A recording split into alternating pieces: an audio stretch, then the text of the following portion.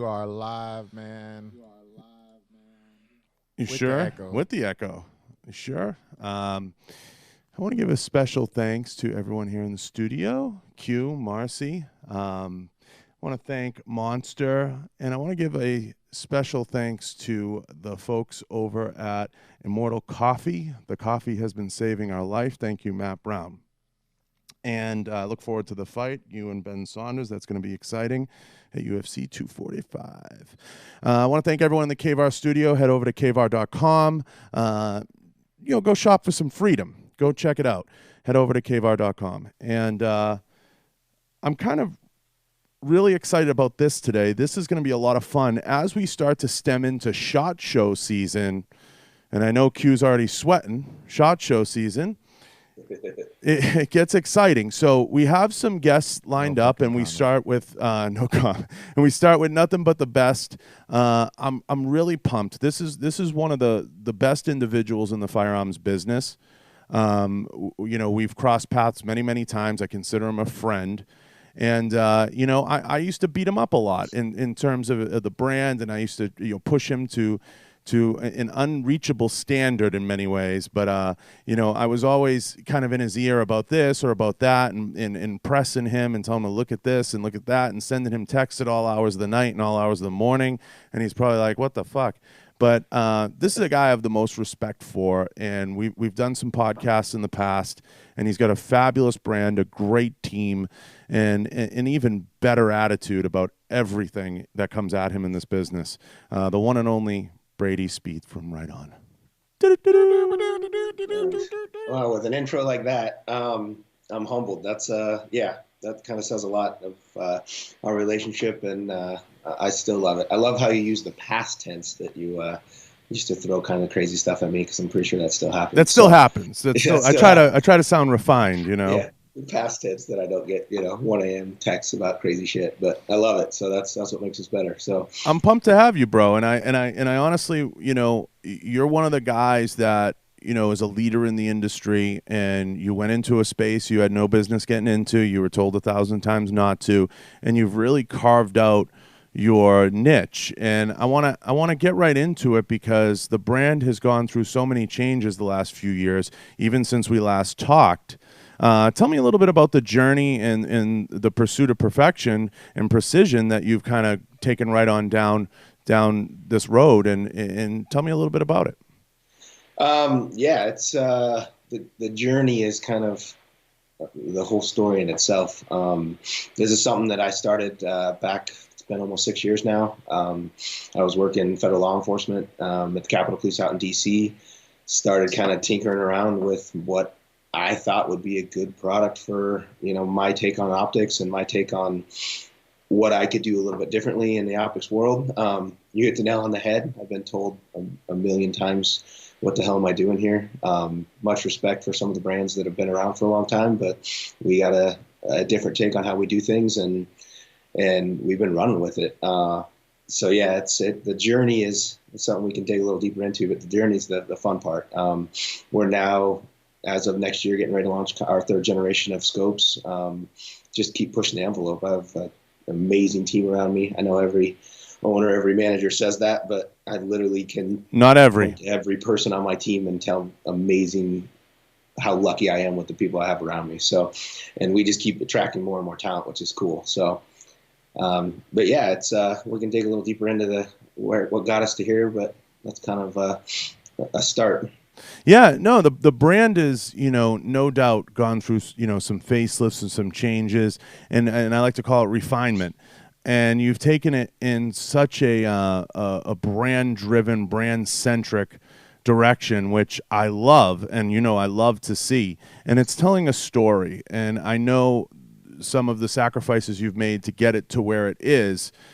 Tell me a little bit about what you've seen change in the industry and what's affected some of that change over the last three or 4 years.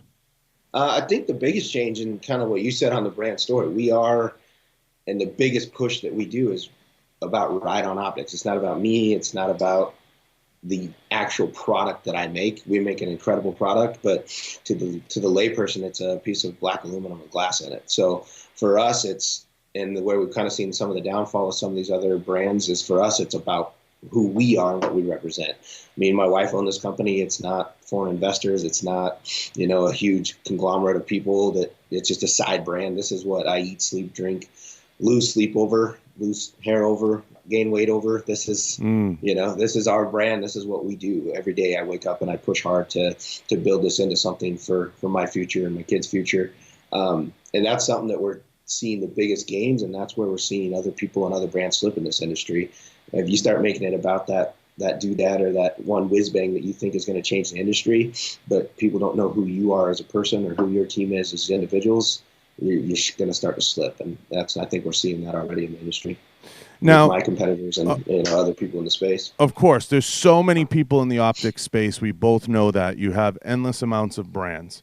And this isn't about, targeting any singular brands. What hole did you feel Riton filled? Because it's all about product differentiation. And you've made a conscious effort to take your time getting into, like, for example, the red dot market and things like that. What influences those decisions, and why, and what hole did you feel Riton filled right out the gate and even now? Right out the gate, I think it was more, I've hunted my entire life. I've been military. I've been law enforcement. I felt like I had kind of a different take than, I'm not an optical engineer. I'm not somebody who's looking at this from the engineering side. I'm looking at this from a user perspective. And other teams, other companies have people like that on their team, but not from the very top. Very seldom is the guy at the top the person who, I just actually came from the range right now, sighted in my hunting rifle. I leave Sunday to go hunt in Africa. So I use these. This is something that I do every single day. So I think taking the perspective from the very top of how does this piece of equipment interact and how is my customer going to use this? Like I said, I don't badmouth anybody. We're not that type of company. There's other guys out there that are doing it right and doing it good. And, there's room to grow within this space that we don't need to try to knock other people down. So that's not what we do. Our biggest thing is how we focus on ourselves and how we can get better and how we can grow our brand. When it comes to the actual physical piece of equipment, we have a lot of different kind of takes. And like you said, it didn't take us a while to get into red dots or to get into first focal planes or different things like that. We were waiting till we could do it the way we wanted to do it, the right way.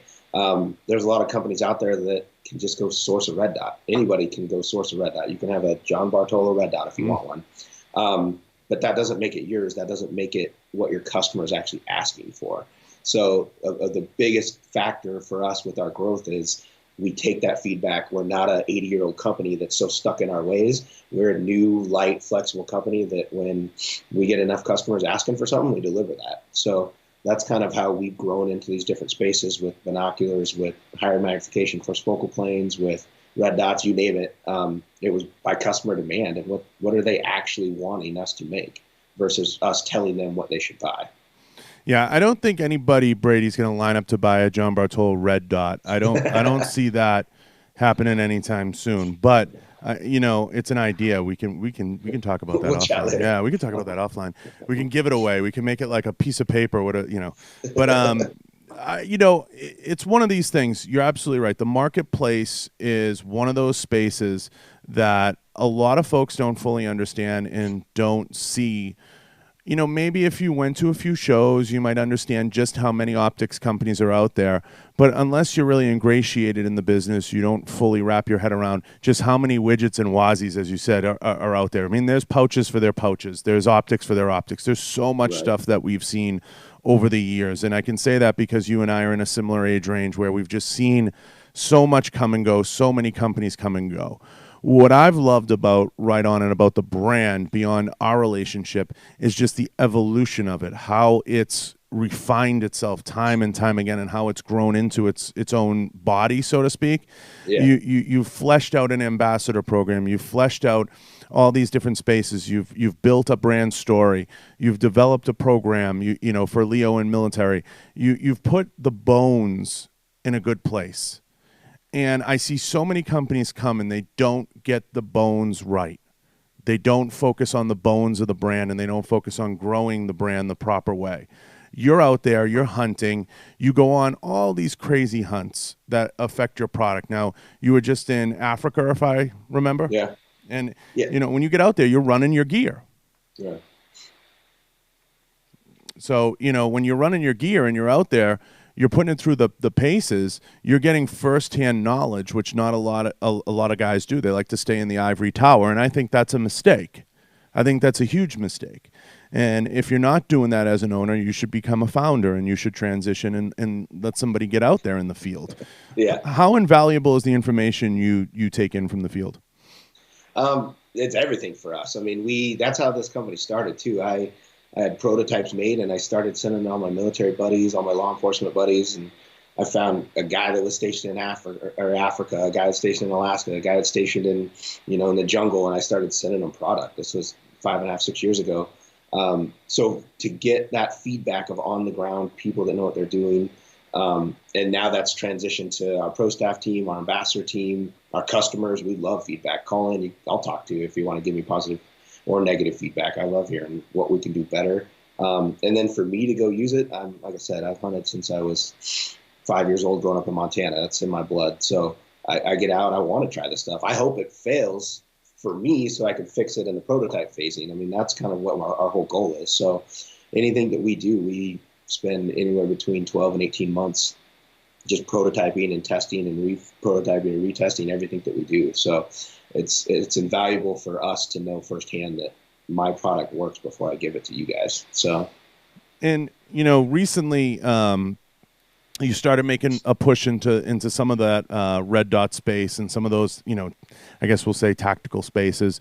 Is that something that's just going to be a slow to grow process because it's just so, I could say it's just so flooded. It's just there's so many people in it and it's like sifting through the weeds, or is that something you have your radar, kind of honed into for 2020, 2021?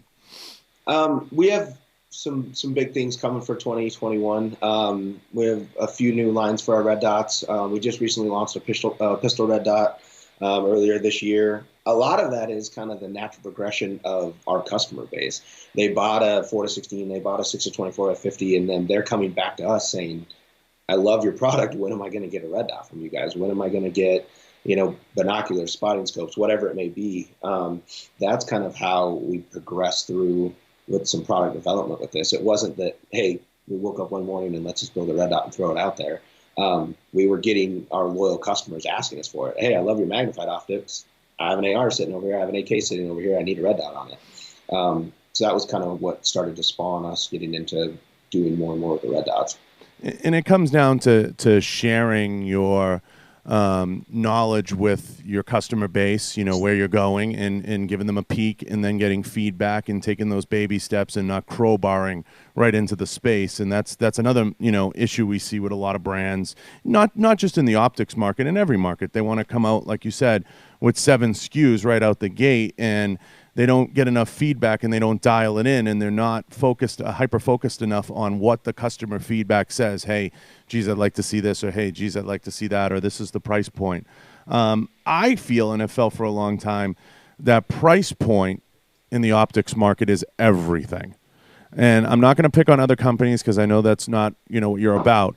But I see so many companies come out and the prices are crazy. They're going into areas they shouldn't. And I can cite multiple examples as you can, but you guys nestled into a really appropriate space, and I like to call it, very affordable, effective. Somebody can buy a scope, someone can buy a red dot, they can afford to buy good rings, they can afford to set up their rifle properly and not, run irons forever.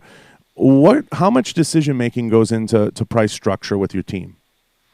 It's a huge decision because you hit the nail on the head. For us, and one of the things we kind of roll out with marketing, and one of the big things that the talking point for us is, for whatever dollar amount you're spending, you will not find a better product. You're not going to get more for your money than you will with us. That's huge for me. Like I said, I grew up on a ranch in Montana. I didn't have a ton of money. What you had is what you had, and it better work and it better last. And that's kind of the philosophy that we kind of approach our design. That's the philosophy we approach and how we price our products. If you're going to spend $200, $500, $1,500, the product that you're going to buy from Riton is the best product for that price point. That's something that we pride ourselves on. because $1,500 to you might be the same as, $200 to somebody else. They have to save up for 2 months to buy it. And just because it's 200 or 400 or whatever, it needs to work for them. That's something that they're investing in. They're investing in me. They're investing in my brand. So for us, it's huge price point is we will pack whatever we can possibly pack into that product for that price point. And you're not going to find anything better at the same price. Yeah, I mean, I can't argue with any of that. It's absolutely correct. And I'll pick on a brand, just to give an example. There's brands out there. I know I won't pick up on a name, but there's brands out there that will come out with $800, $900 red dots when the market dictates that some of the best are at $500 and $600.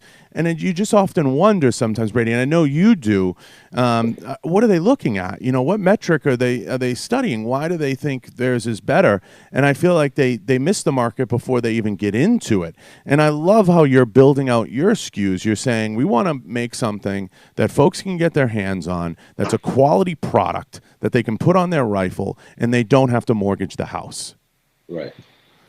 I mean, I think that's when we started the business. Like I said, this is me and my wife doing this. There's times we had to decide, hey, is it invest money into Riton, or is it a family vacation, or is it, and so we approach the running of the business that same exact way. So to go in there and then expect our customers to have a different thought process than the way we run our company and the way that we've grown our company is crazy to me. So I think one of the things me and you hit it off from the very beginning was the fact that we're just super straightforward. Some people like it, some people don't, but I'm just incredibly straightforward with people. This is what you get. This is what it costs. This is why it costs that way. And we can back that up, but not just throw it out there and see what sticks. There's a reason for it. There's, not gouging people, not trying to overcharge people, actually looking into the market. And like you said, an $800, $900 red dot, when the average red dot in this industry is, $169 for entry level.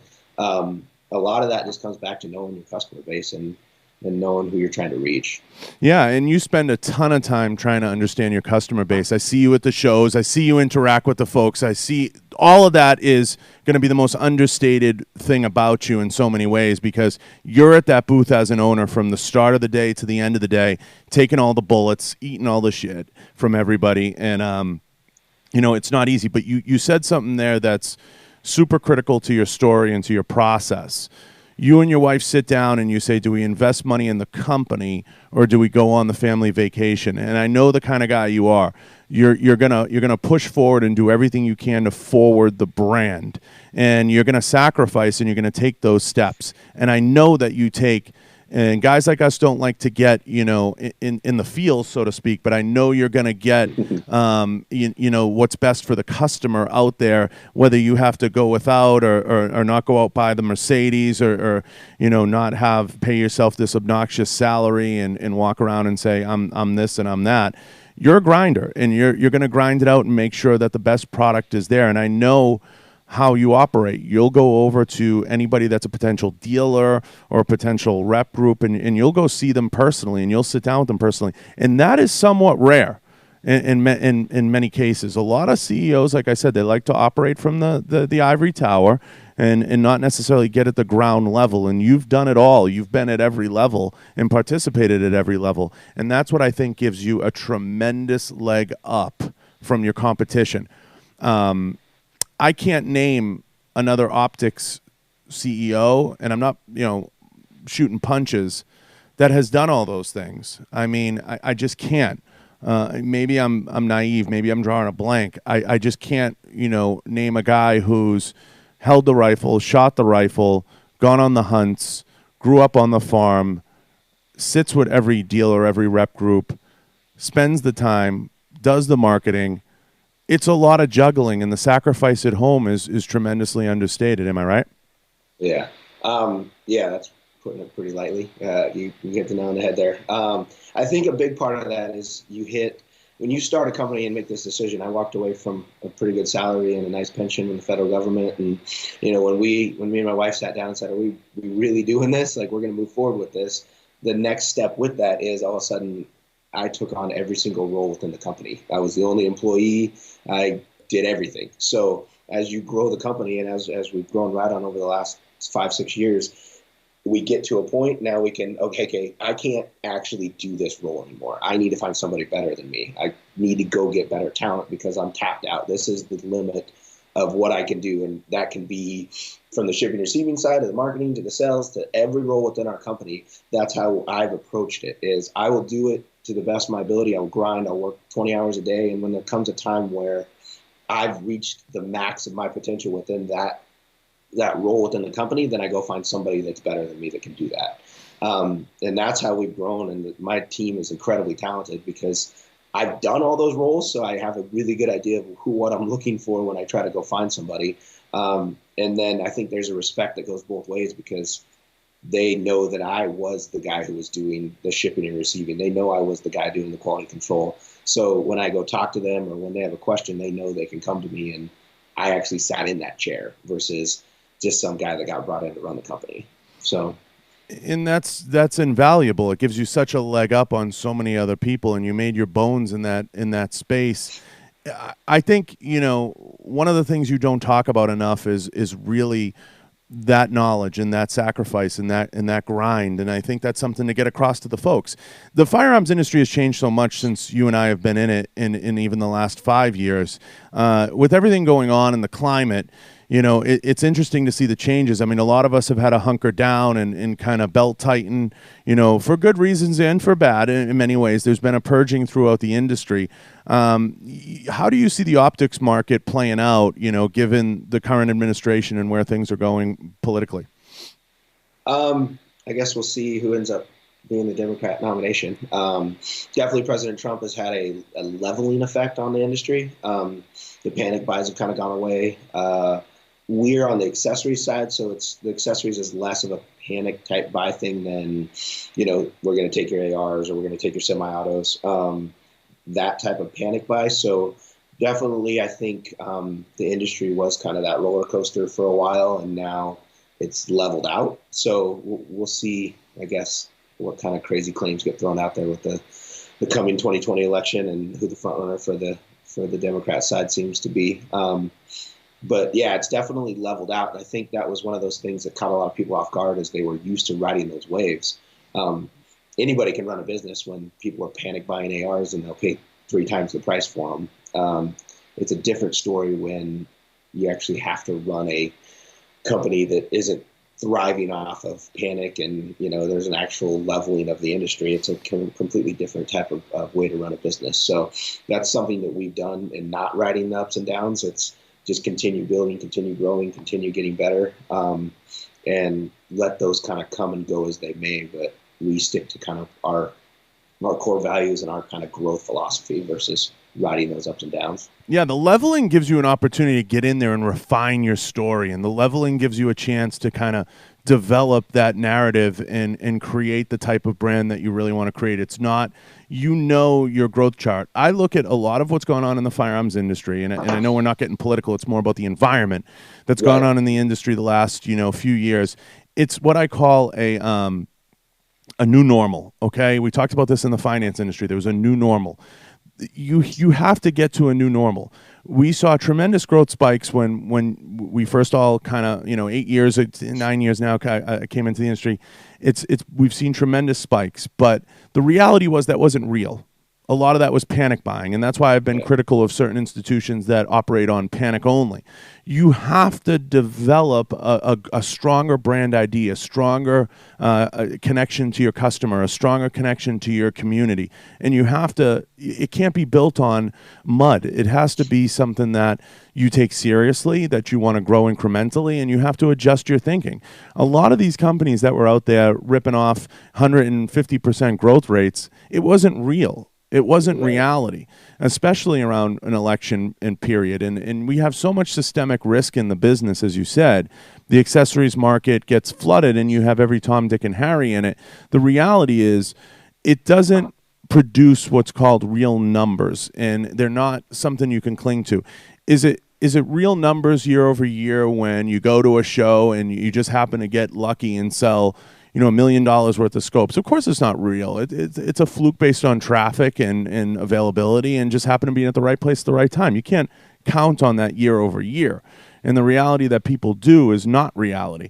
So I try to tell folks all the time, you have to be willing to sit back and kind of look at the marketplace, look at what's going on, continue to refine, continue to develop. If you're going to be a major player for the long haul, you have to understand that we're going to regress to that new normal.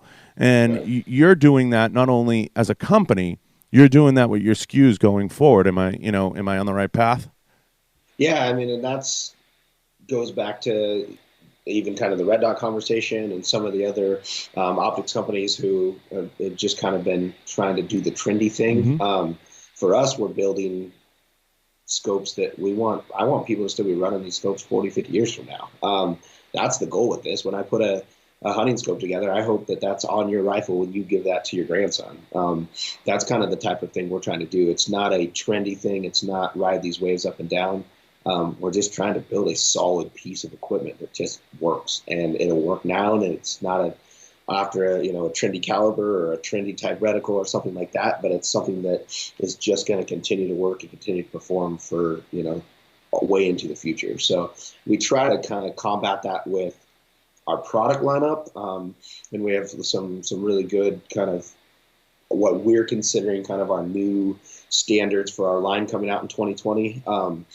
So since you mentioned SHOT Show earlier, and we got the 100-day notice email a week or so ago, and I can't believe it's already coming. So we're really looking forward to getting some of the new products out. And like I said, kind of setting that standard for what you can expect from Riton. We've been kind of almost learning and growing ourselves for the last 2, 3, 4 years, and just trying to understand and push the limits of what we can do and what people are wanting and asking for, and while still maintaining that balance with what is the core kind of bread and butter of our company. So on the product side, it's definitely interesting watching people kind of chase that up and down and versus sticking to kind of their guns and knowing what they do well.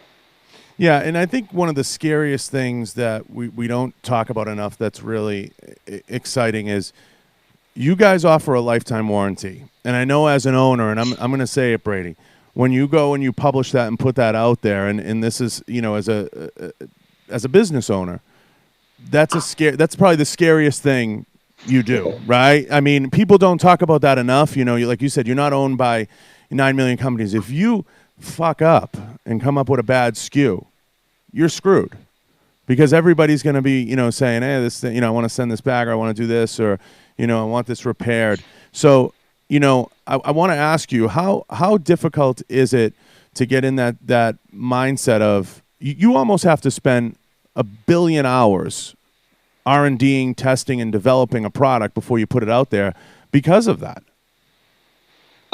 Yeah, that's said about as well as I can say it. We've seen that with some of the other SKUs that some of our competitors have just rushed to throw out there because they thought the industry wanted them. And now they're hurting because they didn't do the proper R&D, they didn't do the proper testing. Nothing's perfect. We strive for perfection and try to get as close as we possibly can. Optics are an interesting thing because you're trying to build a ultimate super precision piece of equipment that's made of glass and then make it last forever. So those two things don't traditionally go together.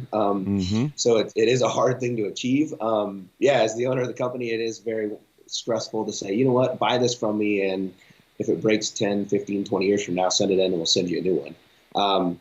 But it's also the building that trust. This is me you're doing business with. It's something that you trust me with. Buy this and I'll take care of you. It will work. It will do what I tell you it'll do. If not, then we'll replace it with something else if that one broke. That's what we try to build, that kind of bond with our customer base, and try to get them to have that trust in us. And yeah, it is a scary thing to know, wow, we better not put something out there. All of a sudden, if I'm warrantying tens of thousands of scopes, we got some big issues. But that's a big kind of brings another one that we haven't really touched on. We do manufacturing overseas, but we are the only major full line optics company that does 100% quality control here in the U.S. All of our competitor within our price points, they don't. Everything comes into our facility here in Arizona. I have a quality control team that checks every single scope, puts it on a shelf. When an order comes in, they pull it off the shelf, they quality control it again, and then it goes to our customers, our dealers, our distributors. So everything that we sell to our customers has been looked at by 2 of my quality control guys. not to mention our people at the factories. So that's a big one for us. That's how we kind of invested into knowing we're not putting out something that's, going to break or going to be any issues with it. Is my guys check everything that comes in and out of this facility. So that helps me sleep a little better at night. But on top of that, I think it's something we want to do to build that trust as a new brand, to let people know that we're going to be here for them, and they get that warm fuzzy that we're here for them. We're going to take care of them. So I want to give people a peek behind the curtain, and this is going to be an important piece, just like the warranty. I know if I was sitting in your office, one of the things I'd be doing is I'd be saying, let's pull out some of these $5,000 and $3,000 and $5,000 scopes, and let's aspire to be that at a better price point, because that's the main goal at the end of the day. Let's be this at a better price point. How much, when you're doing product comparisons and you're developing a SKU, and this is something not enough guys talk about and put out there, how much time are you spending analyzing a SKU in a similar market, okay, like a 2x10 or whatever the hell you want to pick, and how much money are you spending on competitors' products to dial it in and get it close? I won't turn the camera around so you don't see the other scopes sitting here behind the camera. That's a big one for us. It's part of our testing process too, is when we send out scopes for field testing, we want them to compare them to, and honestly, it's not, we don't compare our $2,000 scope to another $2,000 scope. We compare our $2,000 scope to a $4,000 scope. That we are trying to not beat the guys dollar for dollar. We're trying to beat the guys that are twice as much as ours. That's our goal. That's the only way we continue to get better and continue to grow and kind of push our development. We already know that our scope is better than the comparably priced one, just with the materials that we use, the quality control processes that we have in place.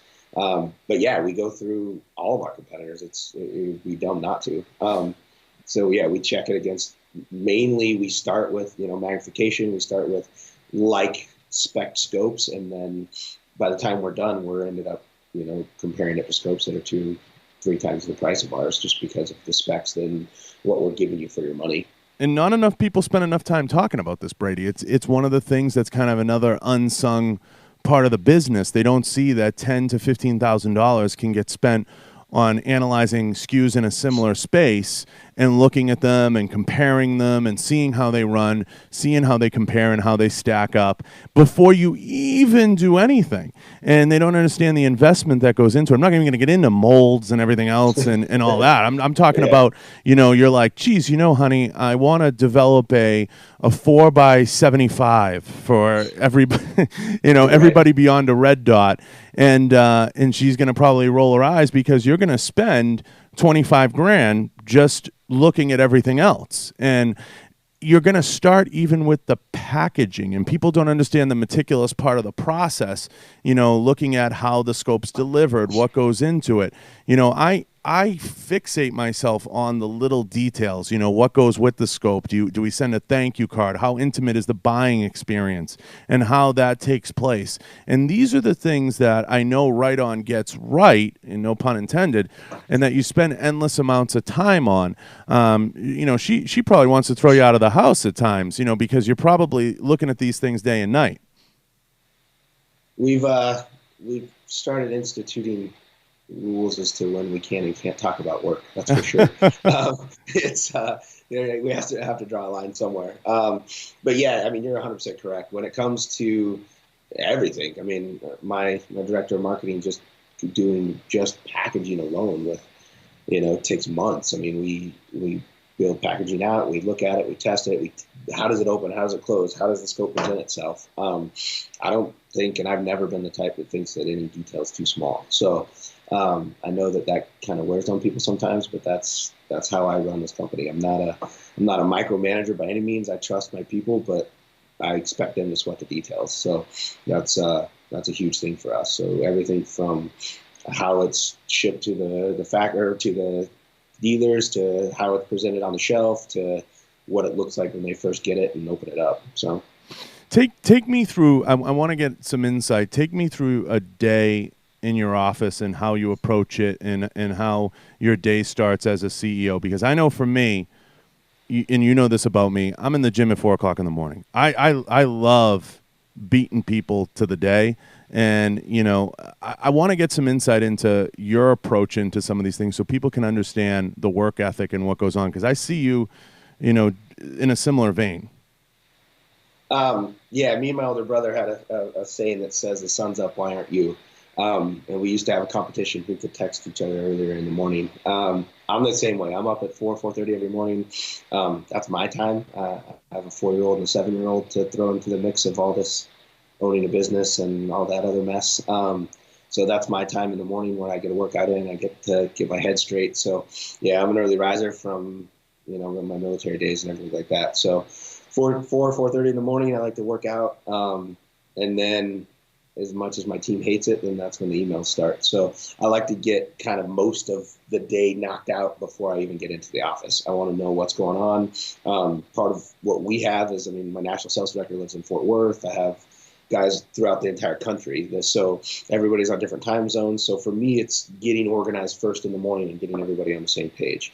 And then I'm normally in the office right around 8. I get to drop off my daughter 3 times a week, which is nice. So a little daddy-daughter time on the way into school, and then I'm here till 5:30 every night. And in here, it kind of just depends. A lot depends on what time of the year, what's going on. We travel a ton, unfortunately. I'm only home about half the time, so I kind of have an office, but I don't. I do everything pretty well mobile. But when it's in here, it just depends on time of year. Right now, we're neck deep in catalog design, box design, all the marketing plan for next year. Everything that just kind of goes into launching a new product, SHOT Show design, all of our booth stuff, getting everything ready for next year. And that kind of rolls out through January, February, March, all our distributor shows. I'm on the phone constantly. I have 3 different earbuds sitting around my desk here because they all die throughout the day. So it's one of those things where we only have a small amount of people that work here in the office, and everybody else, I like to have them work remote because it just gets more performance out of them and more flexibility with their schedules. So with how much we travel, you have to take a little bit of the Google approach, so to speak, to the work day. You can't, you know, the days of being like, hey, 9 to 5, you're glued to your desk are kind of over. You know, you manage people on productivity and results versus, you know, glued to your desk for X amount of time. Punching a time card. You know, what, you know, do you see in the environment right now? You touched on, you know, a bunch of different things, the travel and the shows. The shows are your bread and butter when you're getting started. I see right on, it's my opinion, I see you guys transitioning more to a lot of your dealers and distributors handling a lot of the show traffic, and you guys morphing into more of a larger, bigger entity and getting out of that, you know, grind and hustle. I mean, I think that's the natural evolution, right? Because I just see shows as, you know, the traffic's down, and that's not attributed to the environment. It's more attributed to it's a lot easier to go online and to develop online programs. Yeah, it's a weird transition right now. It's hard to justify the spend on some of these shows from the high level, and then just time wise. We do a lot of dealer shows, distributor shows. We are really big on supporting the people that you know, our business partners. So if it's not me traveling to all those, it's my sales team or our rep groups or our marketing team. We're expanding a lot right now. So outside of the country is a big one for us too. So that's a lot of the travel. Obviously the U.S. is kind of the core of what we do, and then kind of grow out from there. So that's a big part of who we are and how we've been able to grow is us. I know I kind of keep coming back to that. So it's vitally important in the very beginning of relationships that whoever we're working with, whoever we're growing and partnering with, they need to know who I am. They need to know who my leadership team is. I want them to know who we are as people. I want to, you know, it goes a bunch of different directions. It's how we work together, but it's also those after hours and those hanging out. And I make people go work out with me in the mornings.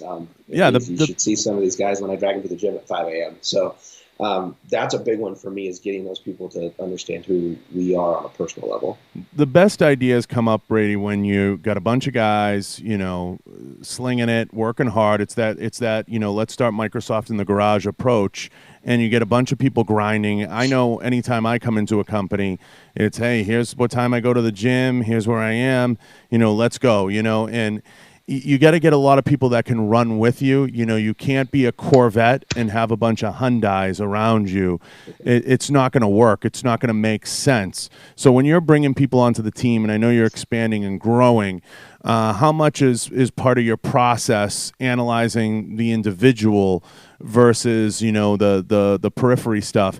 I think you are a type of guy like me that you peek into the soul of the person, and you're asking kind of more almost personal questions to get a good soul in the seat.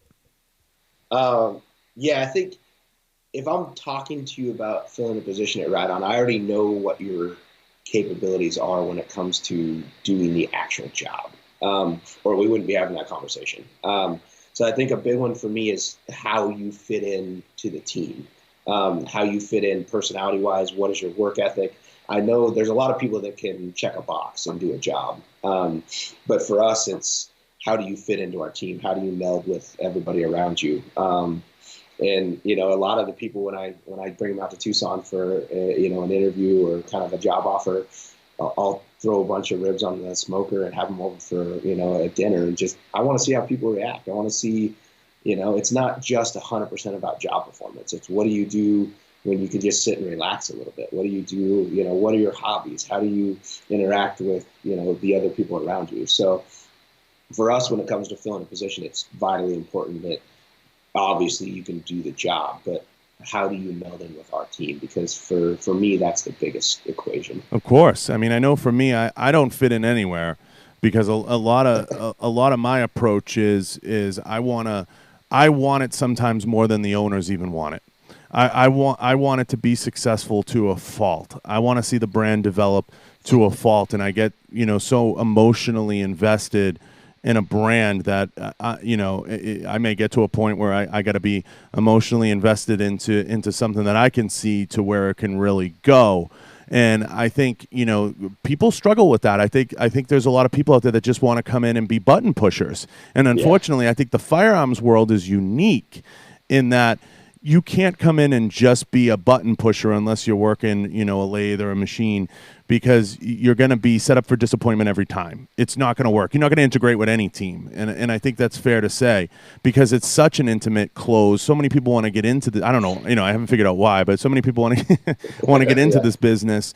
But the reality is you have to have that willingness to push the brand. And I look more at the right opportunity, not any. And you and I have talked about this, and you have to find people at their core that are so brand centric and so driven that they want to beat you in the morning. You know what I mean? That's the type of a person you need to bring in, and those are the type of people that I know you look for in a brand. And it's not just you can work hard but not work smart. You have to be willing to work smart, and you have to be willing to integrate and get into people's process, and really see that they're in there and they're trying to find new creative ways and search for solutions. And that sometimes is the struggle for a lot of people to realize, because they're not self-starters, they're not solution based, they're problem based, and that's what causes sometimes the turnover that we see so much in this business. When you are bringing people on and you're looking at people that are good fits, because as the brand expands, that you're doing this, I know, endlessly, do you go into it with a position in mind, or is it more just, I want to see this person and feel them out? It can go both ways. I've had a couple people that we brought on recently were guys that I'd been friends with, I've been watching for 2, 3, 4 years, and I knew that I wanted them on my team. I just wasn't sure where. And so it kind of goes both ways. Sometimes we have a need that just has to be filled. And so we kind of go that direction with, we're filling a need, we're filling a niche that needs to be filled. Honestly, a lot of it, I realize the right people tend to be very, very flexible and very fluid. And just because they're a sales director over here doesn't mean they're horrible at marketing, or just because they do something at one company. A lot of people aren't reaching their full potential just because of a job title. So I look at the individual, and a lot of the times it's somebody I've been watching for years, and I realize I want them on my team. I'm not sure where, and then it kind of comes and it has a way of working itself to that's the perfect fit for that person, and then we work towards bringing them over. So I would say probably 30% role based and 70% individual personal based, where I know that's somebody I want on my team, and we wait to find the right position for them. One of the things, talking about positions and getting into positioning, through your ambassador program, that I've always loved about you and admired, you require zero coaching on this. It's interesting. The firearms industry is such an exclusive industry where everybody's, walking around saying, I'm this and I'm that, and I should be this and I should be that. You've taken an approach similar to me in this business, in that you bring on very unique ambassadors. Why? That's a good opening question. A big one for us is, and actually this, I can kind of go back to the way we do a lot of the things we do. When we talk about going to shows, and this kind of ties into our ambassador program and how that kind of started to kind of get legs. When we go to a show, it's not about showing you, and we kind of walk around and laugh when we see other companies doing this. It's not about trying to show you my product as fast as I can possibly show you it. I put my scopes, we have them all on display, but they're at the back of the booth. They're on the side of the booth. I want you just to come hang out.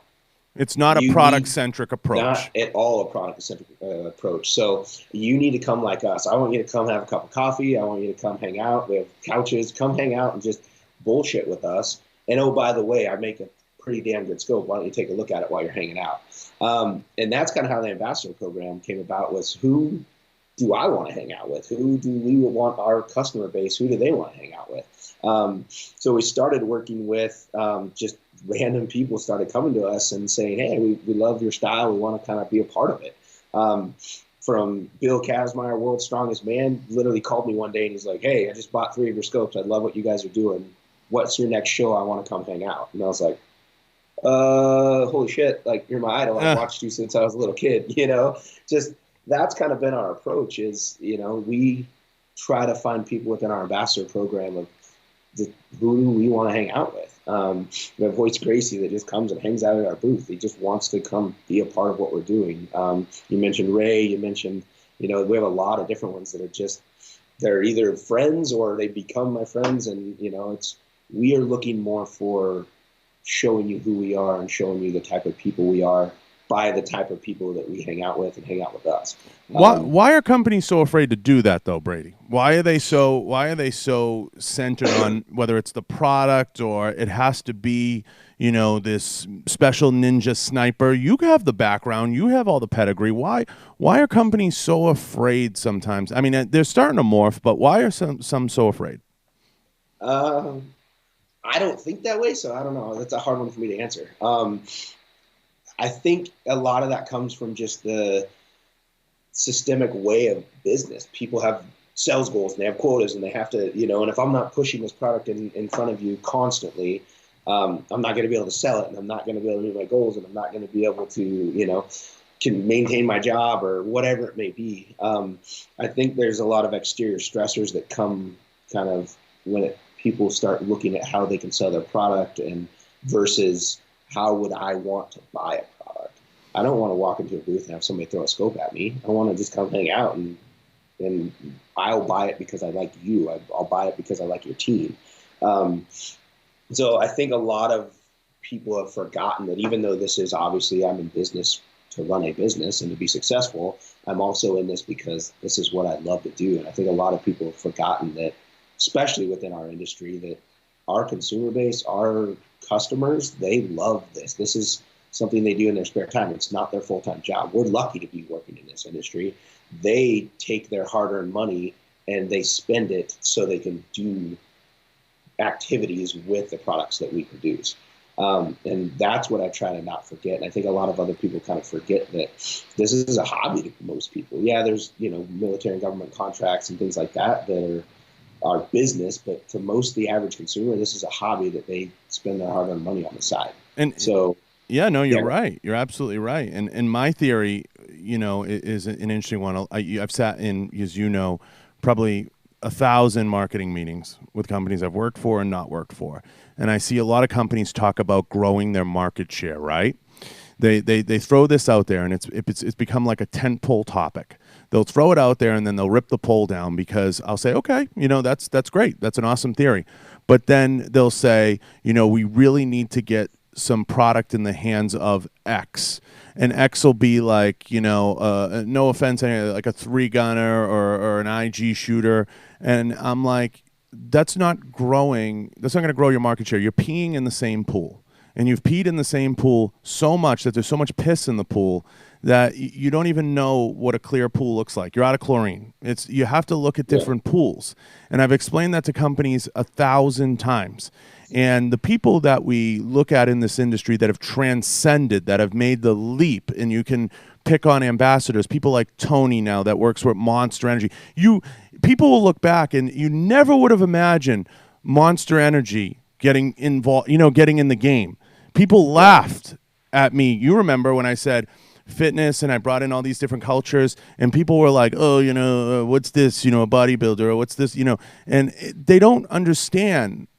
You're trying to put your product in as many hands as possible, and that's something Bruce at Quest has taught me and other people. Hey, at the end of the day, you're trying to get the product in people's hands. And it's funny because this, when I had Bruce on the podcast, people came out in droves. Oh, just another nutrition guy. They didn't understand that he was 14 years LAPD. He was a Marine Corps guy. He was an NRA shooter. I'm like, why are we so close-minded?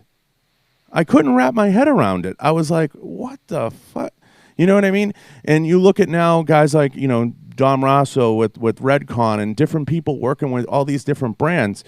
We're trying to grow this business, not close it off. We're trying to expand into new areas. We almost shoot ourselves before we get out of the gate because we're like, oh, if they're not special ninja forces, we can't work with them. Everybody gets so obsessed with the Navy SEAL tagline or the Special Forces tagline that we miss out on so much more of the marketplace. It's really a huge failure across the spectrum. I agree with you. And that's one of those interesting things. I have a lot of friends that have that tagline, and they're good buddies, and they gave me awesome feedback, and I go shoot with them, and but that is one aspect of an entire industry. If we're just trying to resell to the same people over and over and over again, and not expand our industry, then it's going to continue to contract.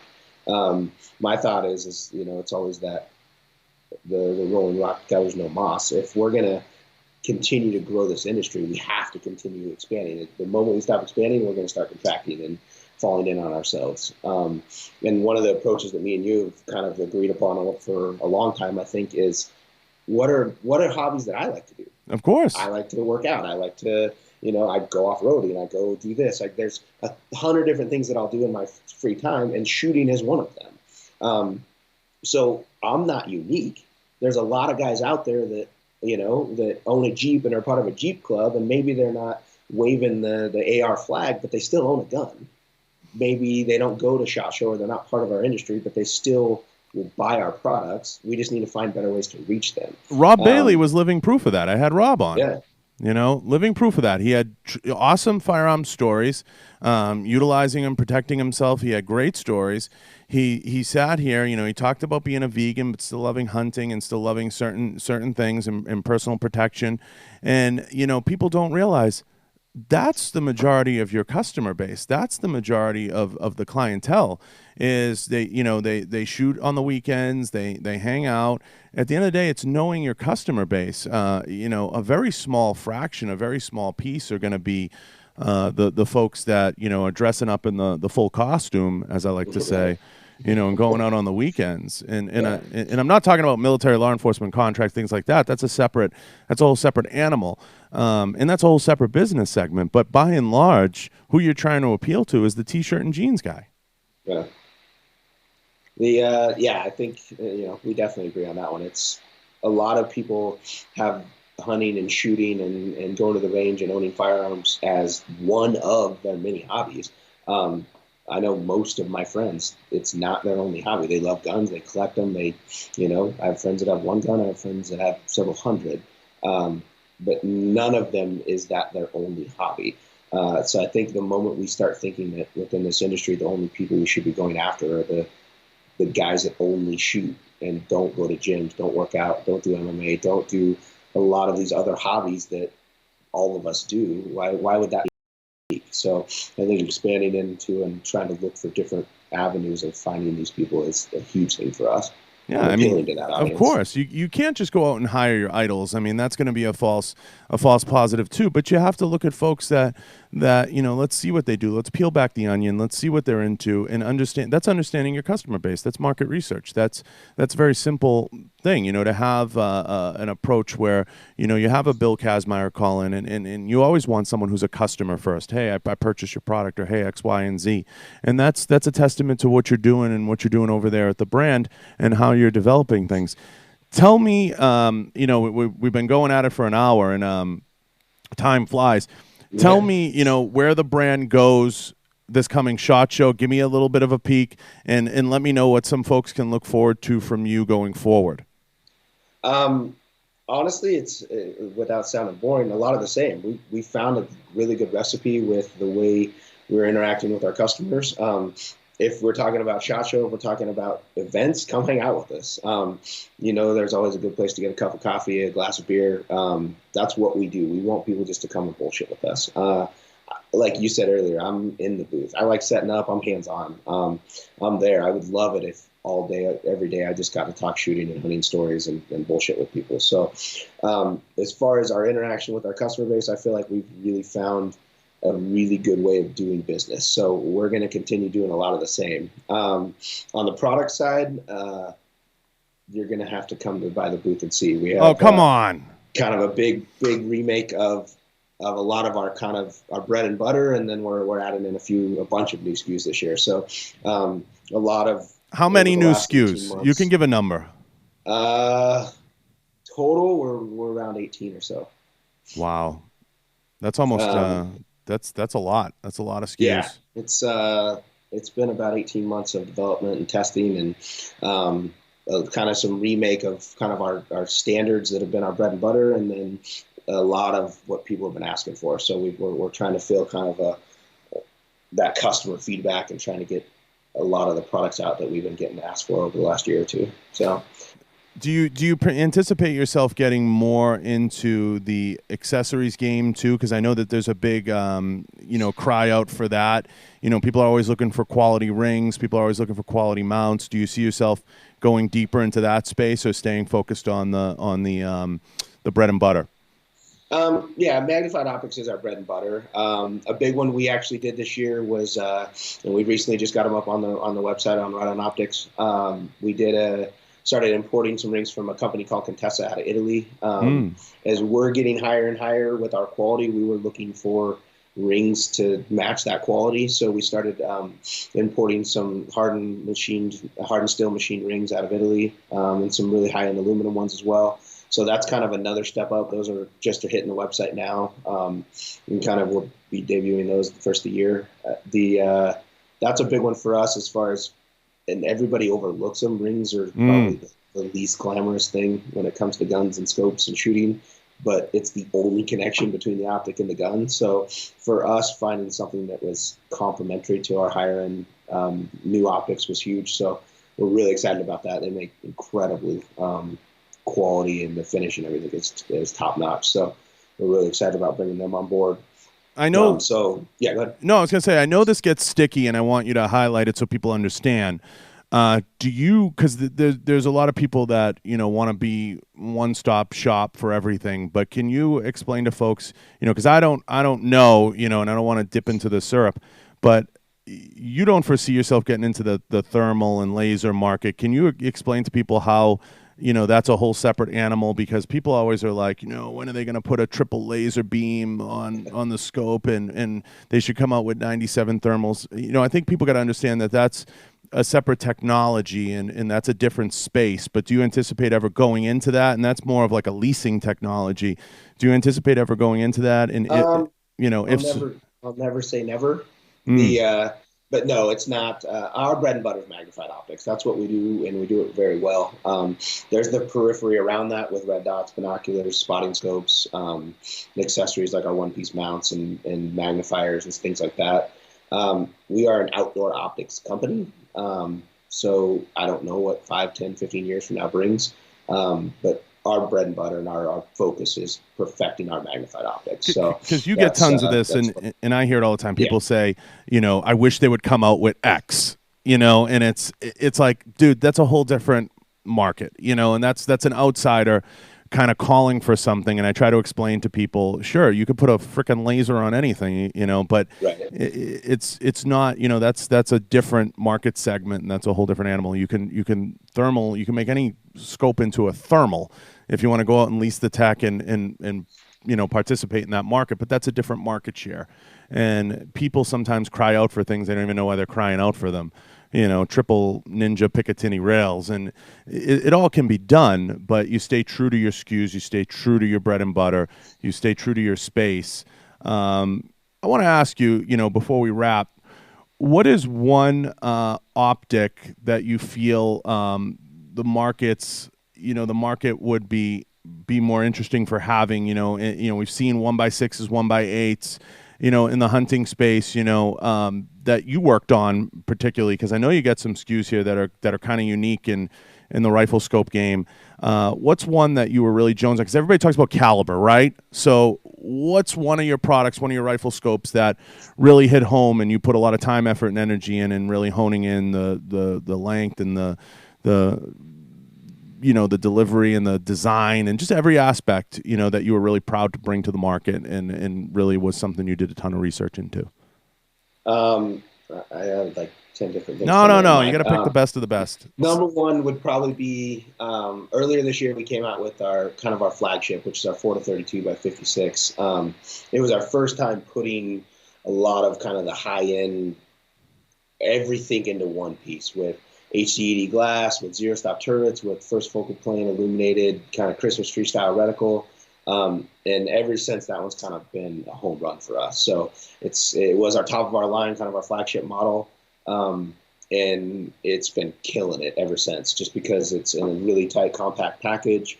Price point, we're $1,000 to $1,500 lower than the comparable, apples to apples. So I would have to say, if one scope, our Mod 7 4-32 by 56 has been kind of our biggest kind of surprise of the year. We knew it was going to do really well, and it was something that was kind of we've been working towards. And that one kind of, I take a lot of inspiration from a lot of other different industries. And one of the things that I look at is everybody's always known Mercedes is they'll put all of their tech into like their highest in S-Class, and within 5 or 10 years, it slowly rolls down all the way to, their lower lines. Right. So for us, it was throwing everything we could into that high-end model. And then now with our 2020 line, now that we've proven that tech and we've used it and it works and everything, we got everything perfect and dialed in. Now that's going to start rolling down to a lot of our lower lines. So that's why we're hugely excited about 2020 is we're taking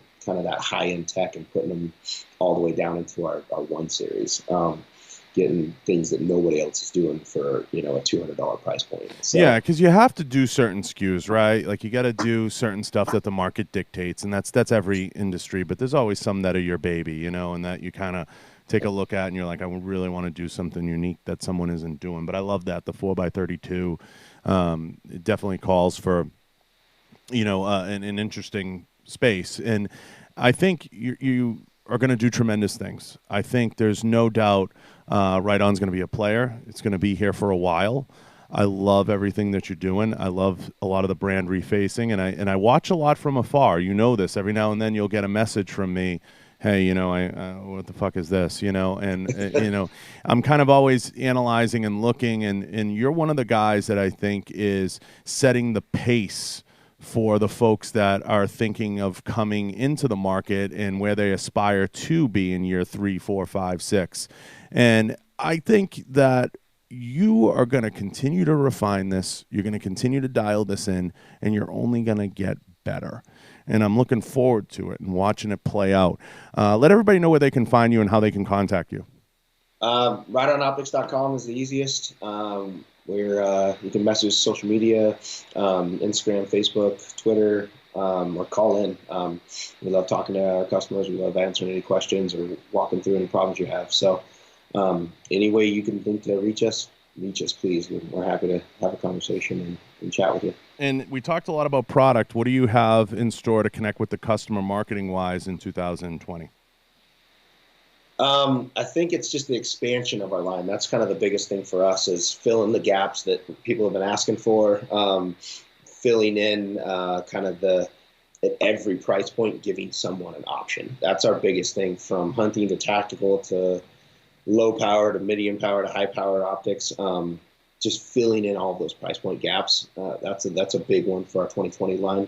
No matter how much money you have to spend, we're going to have some sort of solution that fits what you're looking for. I'm waiting for the Right On reality TV show. If anyone's going to do it, it's going to be you.